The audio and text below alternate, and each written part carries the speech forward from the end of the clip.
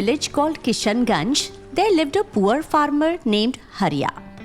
Harya lived with his family. He was a kind and simple man. Every morning, he would wake up early, feed the cattle, milk the cows, and go to the fields. This was his daily routine. His wife Kamla was also a good woman. She always stood by her husband. Harya and Kamla had two children, whose name was Guddu and Babli. They used to send both kids to school. Harya dreamt that his children would become doctors one day. He worked day and night for them. One day, Harya said to his wife Kamla, Hey, listen, we must start saving money for our children's future. Only then we'll be able to support their education. From today, keep aside the household money from the milk we sell and deposit the rest in the bank in their names every day. This is the only way I see to fulfill our children's dream. Yes, we will do that. So now onwards, this is your responsibility. You must collect the money each week and deposit it in the bank. Got it? Yes, of course. How many times will you repeat the same thing? All right. I'm heading to the fields now. Finish your work and come later. Let's meet there. Harya took his oxen and cattle and went to the fields. After sending Guddu and Babli to school, Kamla finished her chores and also went to the field. Harya was plowing the land for a new crop. After Kamla arrived, they sat under a tree and had their lunch. Then they got back to work. Harya and Kamla both worked hard for their children's future. Even though they were uneducated, their dreams for their children were big. They knew their hard work would build a bright future for their children. Days were going well, but suddenly misfortune struck the family. Kamla fell very ill and passed away in just a few days. Her sudden death left Harya heartbroken. He didn't know what to do now. But looking at Guddu and Babli, he gathered courage again and got back to work. One day, when Harya came back from the field, he saw the kids crying in front of their mother's photo. Bhaiya, if mom were here, she would have loved us so much. Now, who will love us? Yes, Babli. I also miss Mom too much. She will never come back now. We need to accept this truth. Bhaiya, why did God do this to our mom only? Yes, Babli. But what can we do now? Hearing his children, Harya's eyes filled with tears. He hugged both of them tightly. He wiped their tears and said, Children, I will never let you feel any lack. Everything will be fine very soon. It's quite late now. Go study for a while. I'll cook for you both in the meantime. Harya went to the kitchen to cook for his children. After their studies, he fed Guddu and Babli with his own hands and put them to bed. That night, Harya couldn't sleep. He kept looking at his children and thinking about their future. From the next day, he got busy with work again. One day, their neighbor Radha auntie came to visit and said, Beta Harya, you won't be able to raise the children all alone. You should marry again for their sake. Radha auntie, you are right. But can someone else love my kids like Kamla did? I know I'll have to face a lot, but what else can I do?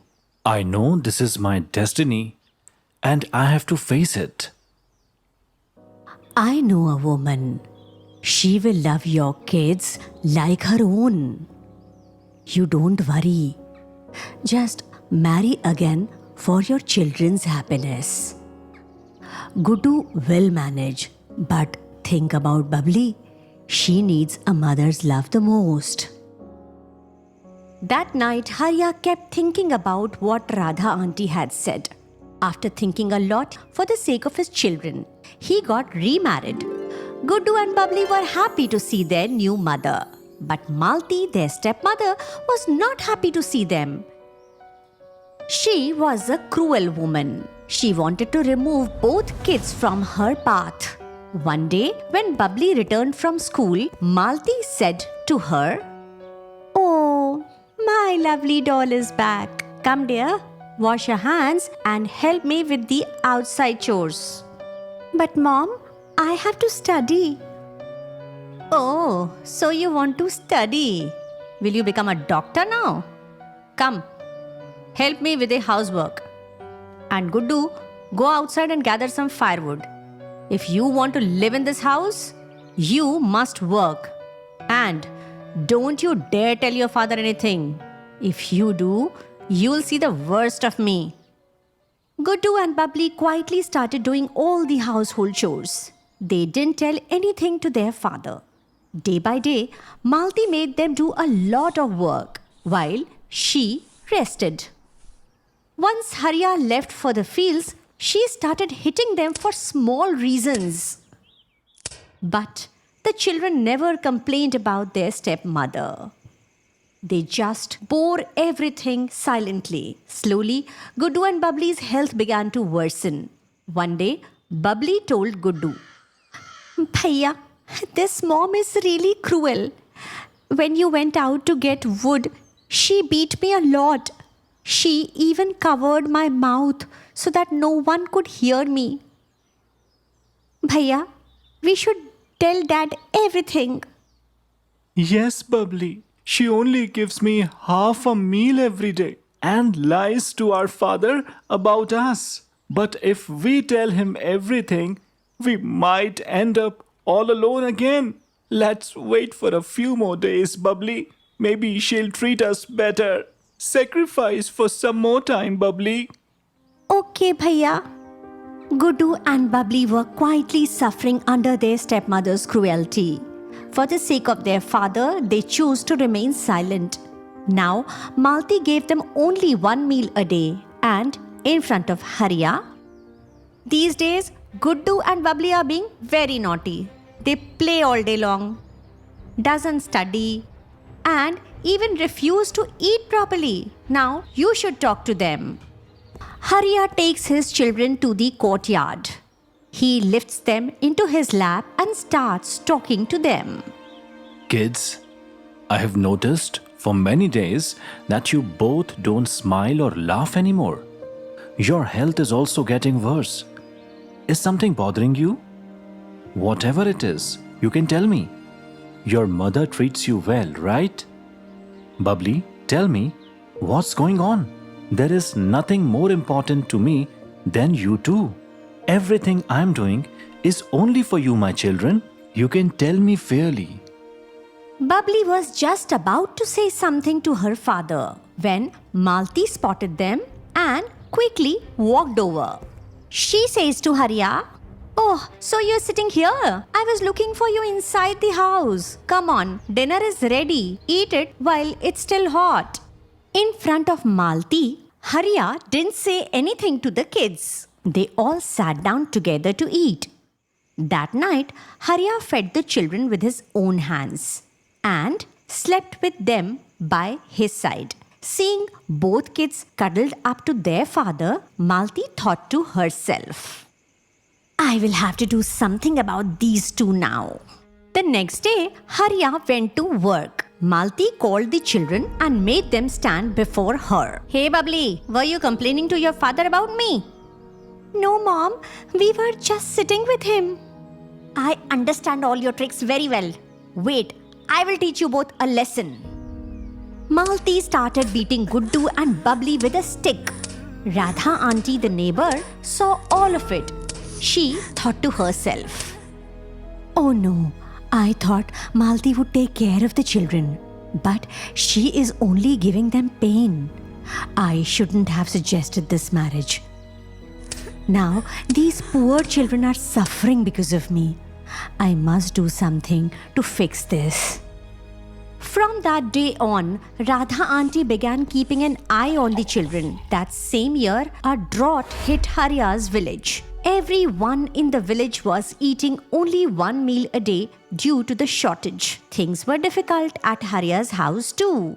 As the food stock ran out, Malti thought, now I must do something to get rid of these kids. Otherwise, I will have to stay hungry because of them. The next day, after Harya left for the field, Malti went to Guddu and Bubbly and said them, kids, because of the drought, we have very little food. Today, we will go to the forest and collect some firewood. We'll sell it and earn some money. Come on. Malti took Guddu and Bubbly deep into the dense forest. Then she starts tying their hands and legs. Seeing this, Guddu asked, Mom, what are you doing? Why are you tying our hands and legs? now listen to me carefully. If you want to stay alive, don't ever return home, or else you will see the worst of me. Got it? Malti tied both kids to a tree and left for home. The children started crying. It got dark and the sounds of wild animals filled the forest. Bubbly said, Bhaiya, what will happen to us now? What if the wild animals eat us? Bubbly, don't make noise. If we cry, the animals will come closer. Just pray to God quietly. Someone will surely come to help us. Both kids were shivering with fear in the forest. Suddenly, a dwarf appeared and, Please don't hurt us. Don't hurt us. Hey, don't be scared, kids. I'm here to help you. Wait, I'll untie you right now. the dwarf used his magic to untie the children. Then he started talking to them. The kids told him everything. The dwarf said, Hey, kids, come with me to my house nearby. You both can stay there. I'll feed you yummy food. The dwarf took Guddu and Bubbly to his home. Seeing his beautiful home, both children became very happy. They stood near a table and said, You said you'll give us food, but there is nothing here. Kids, this isn't an ordinary house. It's a magical house. Let me show you. Then you believe me. Hey, magical house, give yummy food to the kids. Rim, rim, choo. As soon as the dwarf said this, the table filled up with delicious food. Guddu and Bubbly were very happy to see this. Hey, come on, kids. Let's eat. Come quickly. I'm really hungry. Me too. Then what are we waiting for? Let's eat. The three of them sat together and started eating. Meanwhile, Harya was searching everywhere in the village for his kids. After searching all around, he sat in the courtyard, hopeless and crying. Radha auntie was seeing everything. She was feeling pity over Harya. She thought to herself, This is all my fault. I shouldn't have told him to remarry. Then none of this would have happened to these kids. Now I must tell Harya truth. Radha auntie came to Harya, who was sitting in the courtyard. She told him the whole truth. How Malti used to beat the children after he left for work. She didn't even feed them properly. Hearing all this, Harya got angry and threw Malti out of the house. He broke down crying in front of Radha auntie. Auntie, you should have told me all this much earlier. Who knows in what condition my children are in the forest? Are they okay or not? What if something had happened to them? No, I must go find them right now. Yes, son, it was my mistake. But you should not go to the forest alone at night. It will be morning very soon. Maybe the kids are hiding somewhere, waiting for daylight. You should go to the forest in the morning. Hearing Auntie's words, Harya calmed down. He sat under a tree. Meanwhile, the children were sitting in a corner of the magical house after eating. Bhaiya, I wonder where Dad is looking for us. I miss him so much, Bhaiya. Yes, Bubbly. I miss Dad too. He must be very worried about us. The dwarf was listening to everything the children said. He felt very sorry for them. He came to the kids and said, Hey kids, don't cry like this. As long as I'm here, you don't need to worry about anything. Come on, I'll take you to your father right now. But before that, here is a small gift from me. Please accept this. The dwarf waved his hands and did some magic. A pouch full of gold coins appeared in his hands. He gave the pouch to the children and said them, Hey, this is for you. Give it to your father. It will help him a lot. Now come, I'll take you to your home. The dwarf uses his magic and vanishes after leaving the children in front of their house. The children saw their father crying in the courtyard and they ran towards him. Papa, Papa, we are back, Papa. Harya immediately hugged both of them tightly, started crying. Oh my children. Where were you all these days? You were suffering so much and you didn't even tell me once. I have sent your stepmother away from the house. From now on, I will take care of you myself. But Guddu, Bubbly, how did you come back so late at night? Guddu and Bubbly told Harya everything about the magical house and the kind dwarf. They also gave him the pouch full of gold coins. Harya thanked the dwarf in his heart and began living a happy life with